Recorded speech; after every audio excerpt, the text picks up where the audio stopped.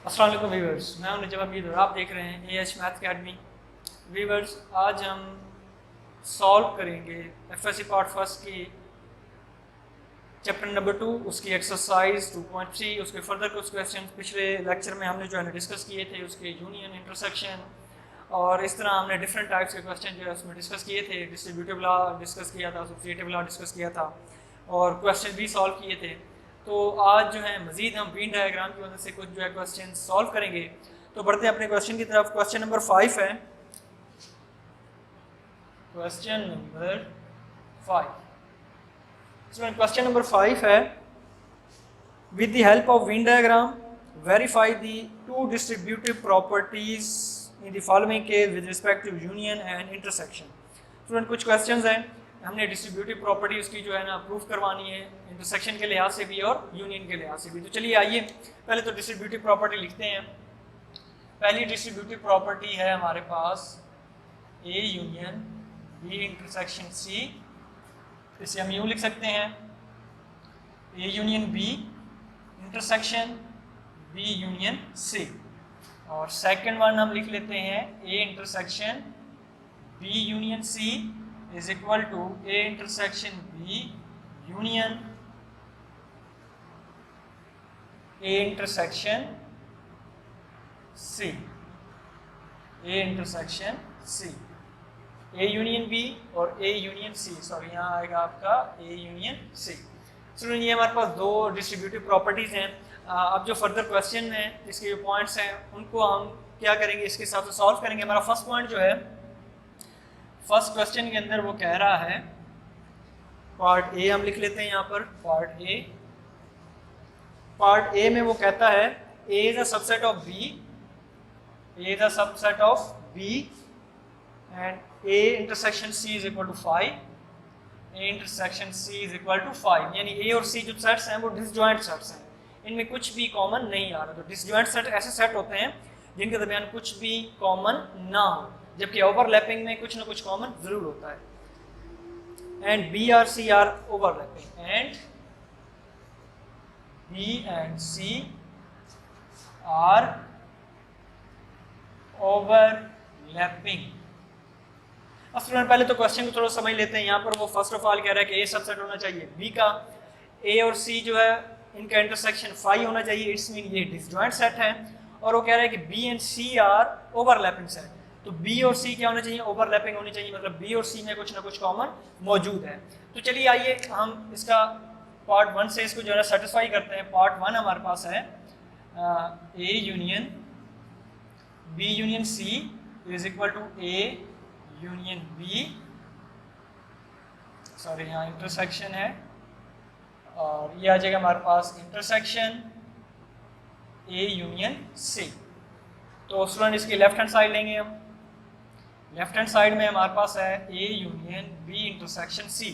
तो स्टूडेंट, पहले हम क्या निकालेंगे, बी इंटरसेक्शन सी निकालेंगे। तो बी इंटरसेक्शन सी, इसके स्टूडेंट हमने इसको सॉल्व करना है वेन डायग्राम की मदद से। अब बी और सी देखें, यहाँ पर कहा गया है कि B and C are overlapping set, but A intersection C is equal to 5। मतलब ए और सी इनमें कुछ भी कॉमन नहीं है, जबकि बी और सी में कुछ ना कुछ कॉमन आ रहा है। तो ये हमारे पास ये यूनिवर्सल सेट है, इसके अंदर तीनों सेट लाई करते हैं, लेकिन जो बी और सी है ये आपस में क्या है, ओवरलैपिंग सेट्स हैं।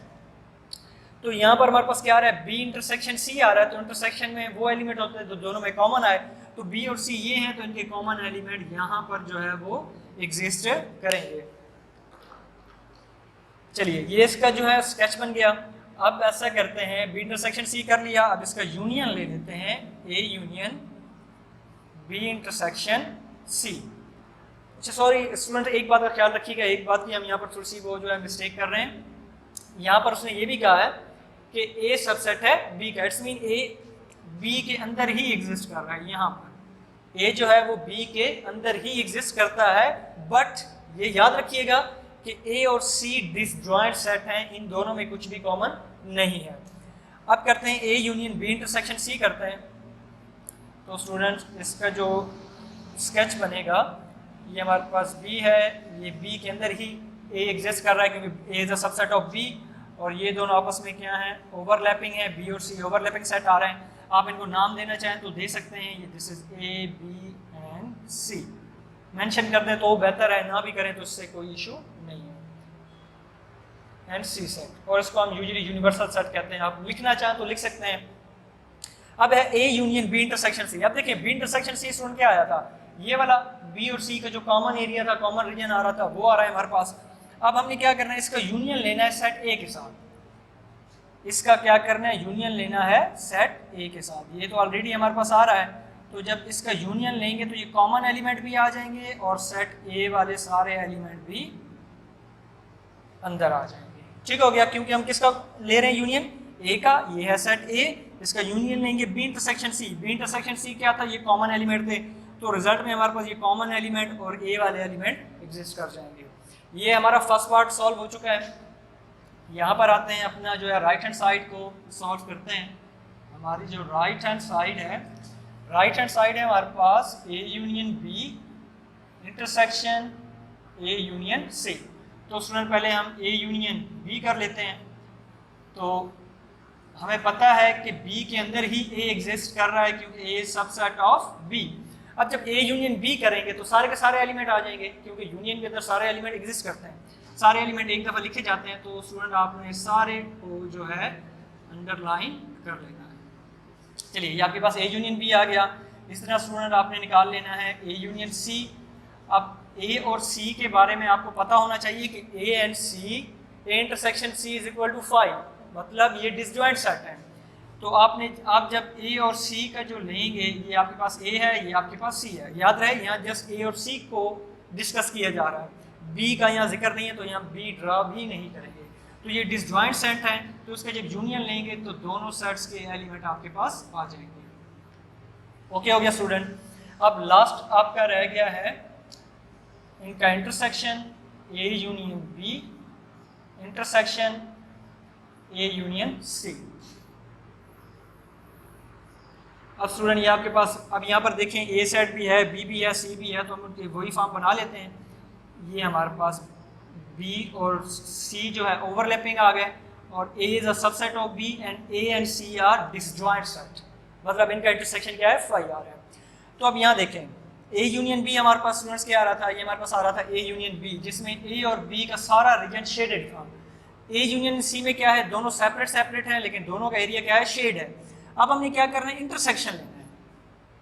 अब हमने क्या करना है, इंटरसेक्शन लेना है। अब इंटरसेक्शन में देखिए स्टूडेंट, यहाँ पर ए और बी का सारा एरिया जो है वो क्या आ रहा है, आपके पास शेडेड एरिया आ रहा है। और यहाँ पर अब ये देखिए, ये बी सेट जो है ये ओवरलैप करेगा जस्ट सी के साथ। ओवरलैप किसके साथ करेगा, जस्ट सी के साथ। लेकिन यहाँ ए भी मौजूद है, हमारे पास क्या आ रहा है, यहाँ भी ए है और इस सेट में भी ए है। एक बार फिर से मैं आपको बताता हूँ, यहाँ ए एग्जिस्ट कर रहा है, ए मौजूद है, यहाँ भी ए मौजूद है, तो दोनों में ए मौजूद है। देखें हमारे पास ए यूनियन बी भी है, ए यूनियन सी भी है, इन दोनों का ही इंटरसेक्शन लेना है आपने। ए यूनियन बी, इसका जो ए है ये शेडेड है, ए यूनियन सी, इसका भी ए जो है वो शेडेड है, तो एक तो ए शेडेड आ गया। अब आते हैं बाकी की तरफ, यहाँ देखें बी का सारा रीजन शेडेड है और यहाँ सी का रीजन भी शेडेड आ रहा है। लेकिन ये देखें बी और सी जो है ना, ये ओवरलैपिंग है। ओवरलैपिंग मीन इनके कुछ एलिमेंट जो हैं वो कॉमन हैं, मुश्तरक हैं, एक जैसे हैं, जबकि बाकी एलिमेंट जो है वो डिफरेंट हैं। तो इसी वजह से सिर्फ इसका ये वाला एरिया शेडेड होगा, बी और सी के कॉमन एलिमेंट। तो आप इसको 1 का नाम दे दें और इसको आप 2 का नाम दे दें। तो आप यहाँ लिख लें by 1 and 2, left hand side is equal to right hand side. ये क्वेश्चन आपका सॉल्व हो चुका है। अगले क्वेश्चन की तरफ बढ़ते हैं। इसका सेकंड पार्ट जो है वो आप लोगों ने स्टूडेंट खुद कर लेना है, वो भी इसी तरह है। उस क्वेश्चन में उसने कहा क्या है, उसने कहा है कि A and B are overlapping, A और बी अब यहाँ पर ओवरलैपिंग है, जैसे कि यहाँ पर पहले ओवरलैपिंग थी बी और सी। अब नेक्स्ट पार्ट में क्या है, ए और बी ओवरलैपिंग आ रहे हैं, and B and C are overlapping, B और सी ओवरलैपिंग है, but A and C are disjoint. A और सी इसी तरह डिसजॉइंट है, डिसजॉइंट मीन उनका इंटरसेक्शन 5 के इक्वल आ रहा है।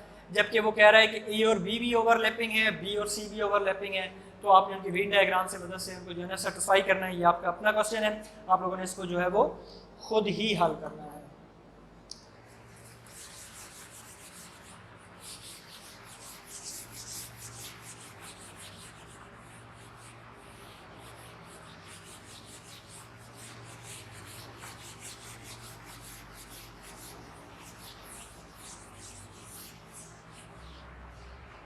हमारा नेक्स्ट क्वेश्चन है question number 6। Question number 6 student, अगर क्वेश्चन नंबर 5 के पॉइंट में आपको सेकंड पार्ट में आपको किसी किस्म की जो है ना डिफिकल्टी पेश आ रही हो तो आप मुझे कमेंट कर सकते हैं, मैं इंशाल्लाह वो भी आपके लिए जो है अपलोड कर दूंगा। तो इसका जो पार्ट है 6, टेकिंग एनी सेट ए, फर्ज करें आपके पास वो कहता है कोई सेट ए है, उसके एलिमेंट आ रहे हैं आपके पास 1 2 3 4 5, 1 2 3 4 5, ये आपके पास उसके एलिमेंट है। देन वो कहता है सेटिस्फाई द फॉलोइंग, तो एक क्वेश्चन मैं यहाँ लिख देता हूँ A union phi is equal to A. अब वो कहता है ये क्वेश्चन कर देते हैं। तो स्टूडेंट इस तरह के क्वेश्चन आई होप कि आप लोग खुद कर लेते होंगे। इसके जितने भी पार्ट हैं वो आप लोगों ने जो है वो क्वेश्चन नंबर 6 और 7 दोनों सेम ही है, ये पार्ट भी आई थिंक आप खुद कर लेंगे। इसी तरह क्वेश्चन नंबर जो 7 है उसका मैं पार्ट लिख देता हूँ, तो सॉल्व आपने खुद करने हैं। उसके पार्ट भी कुछ इस तरह आ रहे हैं, ए इंटरसेक्शन यू आपने कर लेना है, इसका एक पार्ट ये आ रहा है। इस तरह A intersection A complement, A intersection A complement, ये इसका फर्स्ट पार्ट, ये इसका सेकंड पार्ट।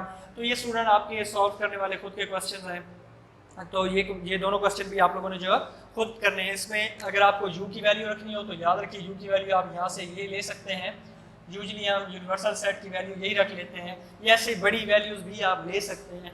लेकिन सेट को जब सॉल्व करना होता है, सेटिस्फाई करना होता है, तो कोशिश किया करें कि उसकी जो वैल्यूज़ हैं वो थोड़ी सी लिमिटेड ले लें, ताकि जस्ट आप उसे सेटिस्फाई करवा सकें। हमारा मकसद होता है जो सेटिस्फाई कराना, उसे प्रूफ करना।